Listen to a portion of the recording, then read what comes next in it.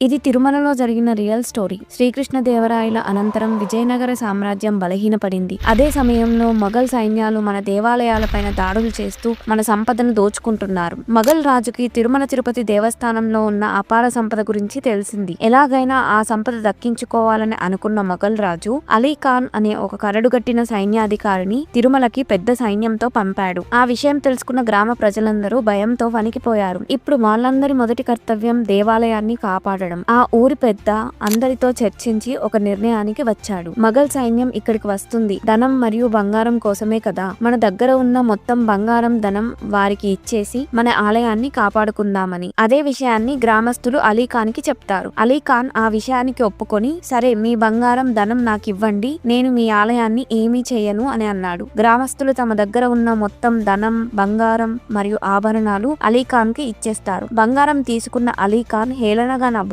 తిరుమల ఆలయంపై దాడి చేయమని సైన్యానికి ఆదేశిస్తాడు. గ్రామస్తులు ఆలయాన్ని ధ్వంసం చేయొద్దని వేడుకుంటారు. కానీ అలీ ఖాన్ వారిని కొట్టి గుడివైపు దాడికి వెళ్లసాగాడు. గ్రామస్తులందరూ వెంకటేశ్వర స్వామిని తలుచుకున్నారు. అలీ ఖాన్ సైన్యం తిరుమల వెళ్లే మార్గంలో అలిపిరి వద్దకు చేరుకుంది. ఒక్కసారిగా ఆకాశంలో ఒక అద్భుత కాంతితో ఆ వెంకటేశ్వరుడే వరాహస్వామిగా కనిపించాడు. వరాహస్వామి తన ఉగ్ర రూపంతో సైన్యంపై విరుచుకుపడ్డాడు. స్వామివారి మహిమతో అలీ ఖాన్ తన కళ్ళను కోల్పోయి అంధుడిగా మిగిలిపోయాడు. వరాహస్వామి తన విశ్వరూపంతో అలీ ఖాన్ ని ఈ ప్రదేశం నుంచి వెళ్లిపోమ్మంటాడు. అప్పుడు అలీ ఖాన్ మరియు సైన్యం భయంతో తిరిగి పారిపోయారు. అప్పుడు గ్రామస్తులు సంబరాలు జరుపుకుంటూ అలీ ఫిరే, అలీ ఫిరే అని గట్టిగా చెప్పారు. అలీ ఫిరే అంటే అలీ తిరిగి పారిపోయాడు అని అర్థం. అలా కాలక్రమేణా అలీ ఫిరే అలిపిరిగా మారింది.